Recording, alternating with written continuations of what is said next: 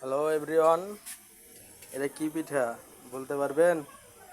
everyone হ্যাঁ, এটা কি পিঠা? এটা হলে তেলের পিঠা। এই পিঠা আজকে আমরা দুধে ভিজাবো। ওই যে দেখতে পাচ্ছেন দুধ, ওখানে জাল দিয়ে ঢেকে দেওয়া হয়েছে। আমরা ওই দুধে আজকে এই পিঠাটা ভিজাবো।